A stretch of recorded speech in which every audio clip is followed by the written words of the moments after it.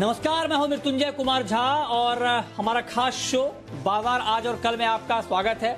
इस खास शो में हम आपको बताते हैं आज का बाजार का पूरा हाल और कल का मार्केट कैसा रहने वाला है, कल आपको कहां पर कमाई के मौके मिलने वाले हैं, ये हम आपको बताते हैं और साथ ही बताते हैं लंबे समय का निवेश। तो आज आपकी तैयारी कराने के लिए हमारे साथ हैं हमारे मैनेजिंग एडिटर अनिल सिंघवी। इसके अलावा हमारे साथ एक खास मेहमान है सेठी फिनमार्ट के विकास सेठी जी और साथ ही मेरी पूरी टीम तैयार है, तैनात है आपको अलग अलग रिसर्च, अलग अलग खबर बताने के लिए। देवांशी से हम जानेंगे कैसा रहा बाजार का पूरा हाल। कुशल बताएंगे आईटी सेक्टर में क्या तेजी कंटिन्यू रहेगी, इसकी कितनी संभावना है, ये हम समझेंगे कुशल से। मानसी से जानेंगे रेलवे पटरी पर लौट रही है या नहीं। संदीप हमें बताएंगे म्यूचुअल फंड हाउसेस का एनबीएफसी पर क्यों घट रहा है भरोसा।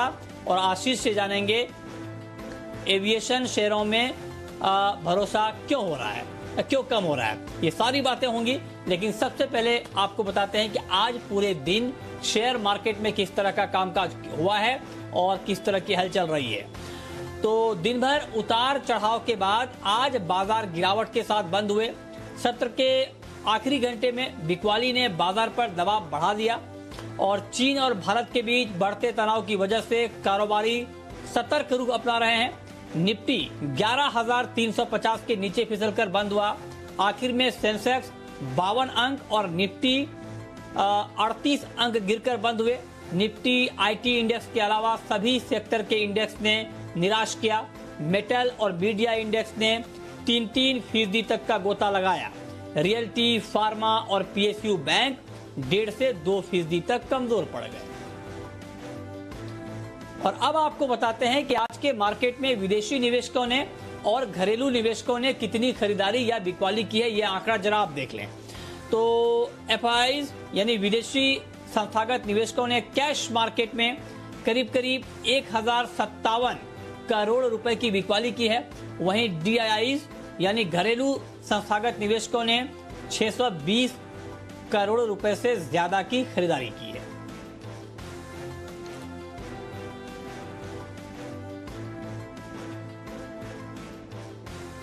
अब रुक करते हैं आज के बाजार पर एडिटर स्टेक का और ये बताने के लिए जी बिजनेस के मैनेजिंग एडिटर अनिल सिंघवी हमारे साथ जुड़े हैं।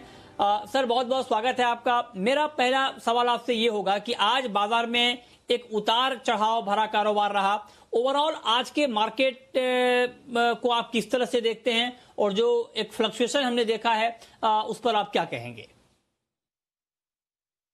कल ही की तरह बाजार में आज फिर से उतार चढ़ाव भरा कारोबार दिखा। सीमा पर तनाव की खबरें तो सुबह से थी, लेकिन उसके बावजूद बाजारों ने मजबूती के साथ शुरुआत की और उस पहले मिनट से ही उतार चढ़ाव के संकेत दे दिए। शुरुआती बढ़त गंवाकर बाजार फिर सीमित दायरे में दोनों तरफ ट्रेड करते नजर आया, लेकिन आखिरी 1 घंटे में बाजार पर दबाव बनता हुआ दिखा और उसकी 2 बड़ी वजह थी। फिर से चीन के साथ तनाव की खबरें बढ़ने की खबर आई सीमा पर, और दूसरा डाउ फ्यूचर्स जो मजबूती के साथ ट्रेड करते ऊपरी स्तर से 250-300 पॉइंट डाउ फ्यूचर्स फिसल गए और नेस्डेक फ्यूचर्स भारतीय बाजारों के बंद होने के वक्त लगभग 2.25% नीचे थे। तो अमेरिका में एक दिन की छुट्टी जो कि कल थी, उसके बाद जब आज बाजार खुलेंगे और 3 दिनों के लंबे वीकेंड के बाद जब बाजार खुलेंगे तो वहां पर एक कमजोरी भरा सेशन हो सकता है, ये आशंका थी। तो एक तरफ सीमा पर तनाव, दूसरी तरफ अमेरिका में कमजोरी भरा सेशन, इन दोनों संकेतों के बीच भारतीय बाजारों ने आखिरी घंटे में बिकवाली दिखाई और दिन के लोएस्ट पॉइंट पर पहुंचते हुए दिखे। 22,650 के अहम सपोर्ट लेवल तक बैंक निफ्टी पहुंचा,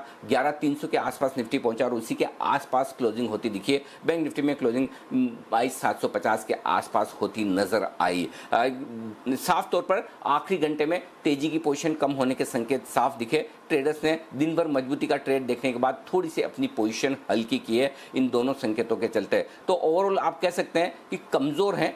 इतने कमजोर संकेत दोनों तरफ से होने के बावजूद बहुत ज्यादा नहीं गिरे, तो थोड़ी रुकावट तो है, थोड़ा सपोर्ट तो है, लेकिन तेजी करने का कॉन्फिडेंस भी कम है और मंदी करने के अभी तक पूरी तरह से संकेत आ नहीं रहे। तो बाजार थोड़ा सा अभी भी सतर्क है, बायस हल्का सा नीचे की तरफ का बढ़ा है, लेकिन बिल्कुल साफ तौर पर शॉर्ट के संकेत आ गए हों ऐसा भी नहीं है, लेकिन तेजी करने वाले ट्रेडर्स भी उतने ही सावधान हैं। तो दोनों तरफ सावधानी के संकेत है, इसका मतलब क्लियर कट है, थोड़े वॉलेटाइल ट्रेडिंग सेशन आगे रह सकते हैं। सोमवार, मंगलवार, कल और आज जिस तरह के सेशन दिखे वैसा ही कुछ और आगे होने की जरूरत है। तो ओवरनाइट पोजीशन कम रखें और साथ ही अपनी पोजीशन को रिव्यू कर लें, सतर्क रहें। ये इस बाजार में साफ संकेत आज आते हुए दिखे हैं। तो ये बहुत ही बेहतरीन एनालिसिस आपने सुना कि आज पूरे दिन में किस तरह का कारोबार रहा है। लेकिन अब सवाल ये है कि जो आज का ट्रेड हमने देखा उसमें कौन कौन से ऐसे सेक्टर हैं जिनकी भूमिका ज्यादा रही है और किन खबरों के दम पर रही है, ये डिटेल बताने के लिए हमारे साथ देवांशी मौजूद हैं। देवांशी, बताइए। बाजार में आज सुबह से वॉलेटाइल कारोबार है, लेकिन आखिरी 2 घंटे में जिस तरह से चीन और भारत के बीच में टेंशन हल्के से बढ़ते हुए दिखे और इसी के चलते आज बाजार में ऊपरी लेवल से काफी प्रेशर आता हुआ दिखा। फाइनेंशियल्स, बैंक्स, यहाँ पे सबसे ज्यादा गिरावट थी, लेकिन सिर्फ आईटी स्टॉक से जहाँ पे आज खरीदारी आती हुई दिखी है, आज निफ्टी को सहारा मिलता हुआ दिखा। सबसे पहले अगर वायदा बाजार की बात करें तो सारी स्टॉक्स, ऑलमोस्ट सारे स्टॉक्स आज लाल निशान के साथ ट्रेड करते हुए दिखे थे। चुनिंदा स्टॉक से जो आज हरे निशान में थे। लूजर्स की सूची में आरबीएल बैंक था, जहाँ पे मंदी की पोजीशन बनी है। पीवीआर ऊपरी लेवल से काफी स्लिप होता हुआ दिखा। एलएनटी में मंदी की पोजीशन बनी, एस्कॉर्ट्स में मंदी की पोजीशन आज बनती हुई दिखी है। और वहीं अगर वायदा बाजार में गेनर्स की बात करें तो एचसीएल टेक, साथ ही InterGlobe Aviation, Godrej consumer, ICICI Prudential, ये कुछ चुनिंदा स्टॉक्स थे जहां पे आज तेजी की पोजीशन बनती हुई दिखी है। इसके अलावा आईटी स्टॉक्स, जैसे मैंने कहा, ये एक ही सेक्टर था जहां पे हरे निशान में ट्रेड होता हुआ दिखा। HCL tech, LTI, Wipro, Infosys, Coforge, ये स्टॉक्स थे जहां पे आज 2% से लेकर 4% तक की तेजी दिन में आती हुई दिखी। मेटल स्टॉक्स, ये टॉप लूजर आज के दिन में आते हुए दिखे। Jindal steel, SAIL, NMDC, NALCO, यहाँ पे गिरावट थी।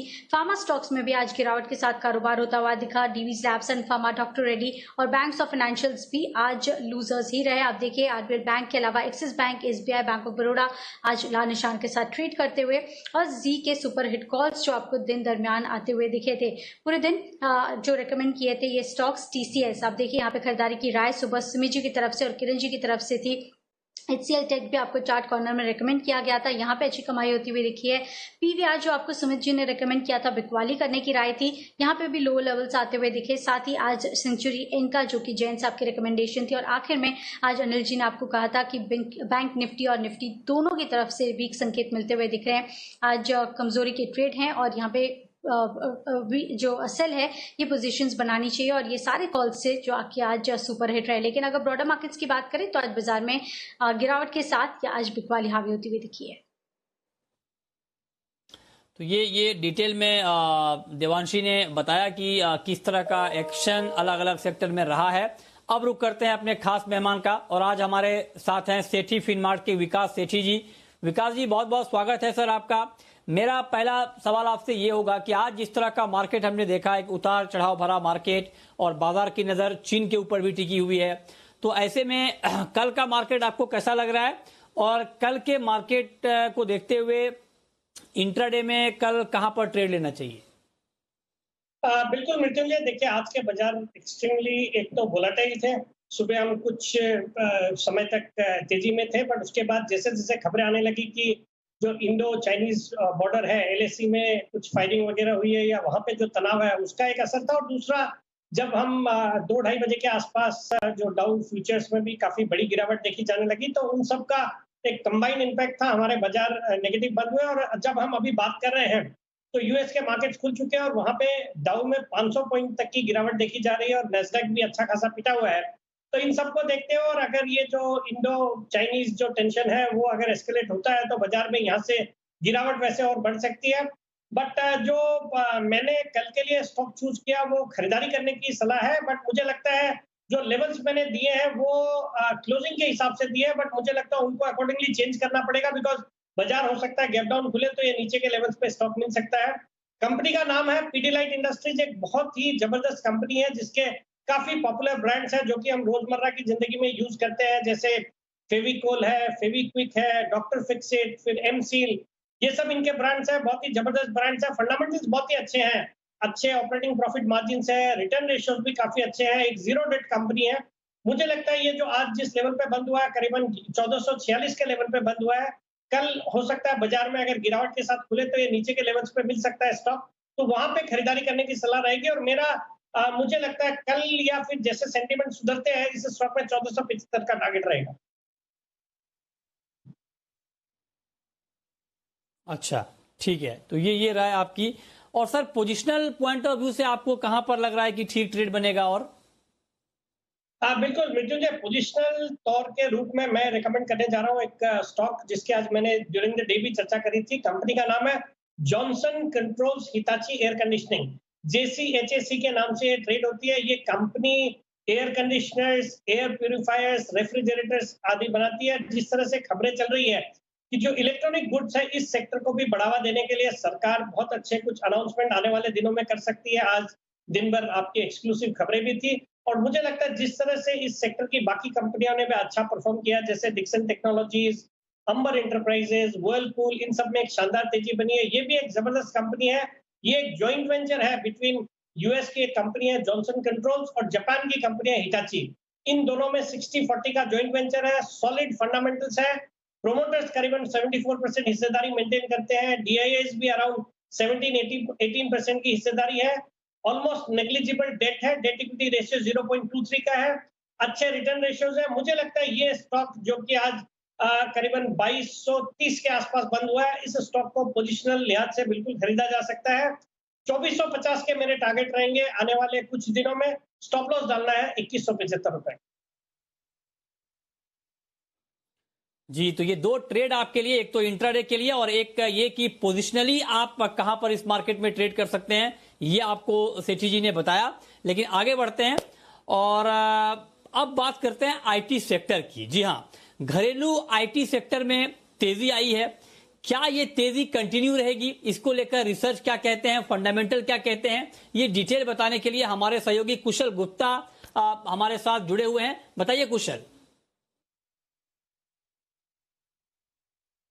जी, तो पिछले हफ्ते से हम देख रहे हैं कि घरेलू आईटी कंपनियां जो हैं वो काफ़ी फोकस में। इनफैक्ट सिटी की आज रिपोर्ट भी आई है कि उनकी एक्सपेक्टेशन जो है अब आगे आने वाले समय में काफ़ी अच्छी मांग की है और साथ ही मजबूती जो है मार्जिन्स में भी हमें देखने को मिल सकती है। इनफैक्ट यही नहीं, अगर आप ग्लोबल आईटी कंपनियों की बात करें तो 50% डिस्काउंट पर जो है भारतीय आईटी कंपनियां अभी भी ट्रेड करती हुई नजर आ सकती हैं। इनफैक्ट अगर आप देखें तो गोल्डमैन सैक्स ये मान रहे हैं कि 2008 और अब कोविड-19 के बाद आउटसोर्सिंग की एक नई लहर आ सकती है, जिसका इम्पैक्ट सीधा जो है भारतीय आईटी कंपनियों को होता हुआ नजर आएगा और उनको इस चीज़ का फायदा काफ़ी बड़ा हो सकता है, क्योंकि काफ़ी बड़े जो बिग टिकट टेक्निकल रोल्स हैं वो कहीं ना कहीं भारत में शिफ्ट होते हुए नजर आएंगे। इनफैक्ट गोल्डमैन सैक्स तो ये भी मान रहा है कि FY 22-23 की जो आय है वो 7% से ज़्यादा बढ़ती हुई नजर आ सकती है। साथ साथ अगर आप देखें तो नेट कहीं ना कहीं कोविड का जो इम्पैक्ट है वो उतना BFSI सेक्टर जो करीब ओवरऑल इंडियन आईटी सेक्टर का 30% कॉन्ट्रीब्यूट करता है, वहाँ पर उतनी ज़्यादा गिरावट जो है हमें नहीं देखने को मिली है कारोबार में। और TCS और HCL टेक ये जो दोनों स्टॉक्स हैं ये इनके खासा काफ़ी स्पेसिफिक काफ़ी बढ़िया पिक है और यहाँ पर मार्केट्स को आउट परफॉर्म करते हुए नजर आए। अगर आप 2020 की बात करें तो निफ्टी जहाँ 6-6.5% गिरता हुआ दिखा है, निफ्टी आईटी 18% से ज़्यादा के रिटर्न्स जो है ये ऑलरेडी दे चुका है। और साथ ही अगर आप आईटी स्टॉक्स को भी देखें तो इन्फोसिस और HCL टेक 26% से लेकर 29% के रिटर्न ये ऑलरेडी दे रहे हैं। और अगर आप TCS की बात करें तो केवल 9% दिए हैं, तो यानी कि यहाँ पर काफ़ी अच्छी सिग्निफिकेंट अपॉर्चुनिटी जो है बनती हुई नजर आ सकती है।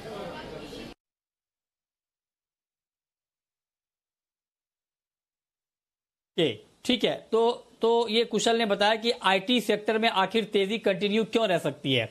अब विकास जी सर, मैं आपसे जानना चाहता हूं कि आपका कितना भरोसा है भी आईटी सेक्टर के ऊपर और क्या आपको लगता है कि ये तेजी कंटिन्यू रहने वाली है?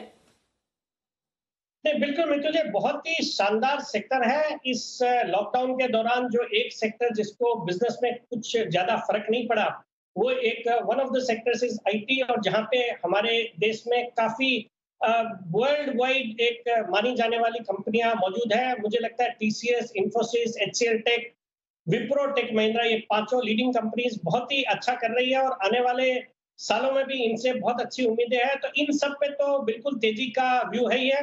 हालांकि बाजार में जिस तरह के माहौल बन रहा है आज भी, वैसे तो खराब बाजार में भी इस सेक्टर ने अच्छा किया है और आने वाले दिनों में भी मुझे लगता है ये सेक्टर पे कोई ज्यादा फर्क नहीं पड़ेगा, डिस्पाइट द फैक्ट कि बाजार में थोड़ा बहुत करेक्शन होने की बिल्कुल उम्मीद है। और जैसे कुशल ने ठीक बताया कि अगर हम कंपेयर करें तो यूएस में जो आईटी कंपनीज है उसके कंपैरिजन में हमारे यहाँ ये स्टॉक्स काफी डिस्काउंटेड वैल्यूएशन पे ट्रेड करते हैं, तो उस लिहाज से भी अच्छे लगते हैं। और हैप्पीएस्ट माइंड्स का जो एक आईपीओ खुला हुआ है, जबरदस्त रेस्पॉन्स मिल रहा है और उसका भी एक पॉजिटिव इम्पैक्ट पूरे आईटी सेक्टर में देखा जा रहा है। मुझे लगता है इन सब स्टॉक्स को रडार पे रखना चाहिए। किसी भी दिन बाजार में गिरावट के कारण अगर इन स्टॉक्स में भी गिरावट आती है तो मीडियम से लंबी अवधि के लिए बिल्कुल इन स्टॉक्स में खरीदारी करने की सलाह रहेगी। और जो टेकिंग ऑर्डर रहेगा वो टीसीएस, फिर इंफोसिस और फिर एचसीएल टेक, ये तीनों स्टॉक्स में, फ्रंट लाइन स्टॉक्स में खरीदारी करने की सलाह। ठीक है, ओके। चलिए अब रुक करते हैं हमारी खास पेशकश का, शर्मा जी के ऑप्शन का।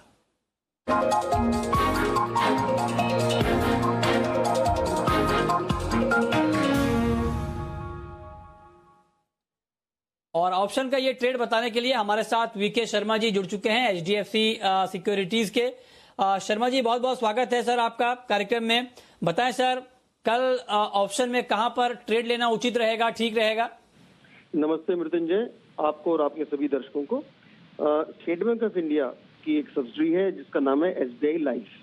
तो एसबीआई लाइफ इंश्योरेंस सबसे बेहतरीन कंपनी है लाइफ इंश्योरेंस बिजनेस में, जो कंपनियां लिस्टेड है उनके अंदर, और हमारी पहली पसंद है। ये इस स्टॉक ने आज अच्छा परफॉर्म किया, लेकिन ओवरऑल मार्केट के अंदर थोड़ी गिरावट थी। डाउ भी अभी काफी नीचे है। इम्पोर्टेंट है कल बंद कहाँ पे होता है। तो कुल मिला के बात यह है कि अगर सुबह जब अनिल जी की लीडरशिप में बाकी जो आपका जो चैनल क्या कहता है, अगर वो तेजी करने के लिए कहता है तो जो मैं कह रहा हूँ उस पर कीजिए। अगर वो मंदी करने के लिए कहता है तो मेरा ये जो ऑप्शन मैं दे रहा हूँ उस पर काम मत करना आप, ठीक है? तो इतनी सिंपल सी बात है। तो मैं यहाँ पे ये सजेस्ट कर रहा हूँ कि 840 रुपए की कॉल एसबीआई लाइफ में ली जा सकती है, जो क्लोज हुआ था 27 रुपए 85 पैसे पे। लेकिन आपको लेना है नीचे। अगर ये 25 रुपए या इसे नीचे आए तब आप इसको ले सकते हैं। स्टॉप लॉस रखें 21 रुपए का और टारगेट रहेगा 33 रुपए। ध्यान रखिए, आपको ये तभी लेना है ओवरऑल व्यू जब अनिल जी बोलते हो कि भाई आज थोड़ा किया जा सकता है लॉन्ग, तभी इसको लें। धन्यवाद, जय हिंद। और अब वक्त है ये जानने का कि कल के बाजार में आपकी रणनीति क्या होनी चाहिए, और ये बताने के लिए हमारे मैनेजिंग एडिटर अनिल सिंघवी हमारे साथ बने हुए हैं। सर, कल के लिए बाजार में क्या स्ट्रेटेजी होनी चाहिए और कल के लिए बाजार के लिए अहम ट्रिगर्स क्या होंगे? जहां तक कल के बाजारों का सवाल है, बाजार के लिए दो अहम ट्रिगर्स है जिन पर बाजार करेगा फोकस। पहला, अमेरिकी बाजारों से किस तरह के संकेत आते हैं, क्योंकि एक कमजोरी भरा सेशन नैस्डैक में होने की आशंका है और डाउ फ्यूचर्स बेहद कंफ्यूजन वाली स्थिति दिखा रहे हैं भारतीय बाजारों को बंद होते वक्त। तो अमेरिकी बाजारों का रुझान बेहद अहम होगा, लेकिन इससे ज्यादा अहमियत है चीन के साथ सीमा पर जो तनाव बढ़ा हुआ है वो कम होता है या नहीं, या फिर और बढ़ने की खबरें आती है। ये एक बड़ा ट्रिगर होगा भारतीय बाजारों के लिए।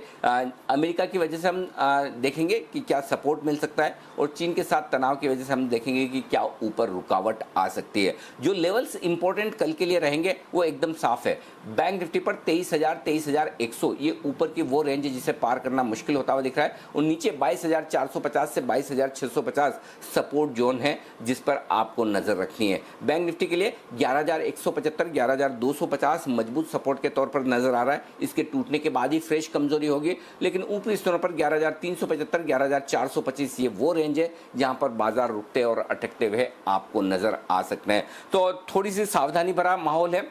बहुत ज्यादा कन्विक्शन, तेजी और मंदी दोनों ही तरफ बाजार में ट्रेडर्स का नहीं दिख रहा है। लोग इंट्राडे ट्रेड करना ज्यादा पसंद कर रहे हैं। कैश मार्केट में वैसे ही वॉल्यूम्स कम है, नए मार्जिन सिस्टम के बाद थोड़ा सा कारोबार कम होता हुआ दिखा है। तो ओवरऑल वेट एंड वॉच वाली सिचुएशन है जब तक कि सीमा पर स्थिति साफ ना हो, और जब तक कि अमेरिकी बाजार जो काफी वॉलेटाइल होते हुए दिख रहे हैं, 3 दिनों की छुट्टी के बाद आज ट्रेड करेंगे, इनका डायरेक्शन क्लियर ना हो। ऐसा लग रहा है कि थोड़ा वक्त बिताने की जरूरत है बाजार को। इन लेवल्स पर नजर रखें, खबरों पर नजर रखें। ये सबसे ज्यादा अहमियत वाला ट्रेंड आपको वहीं से नजर आएगा।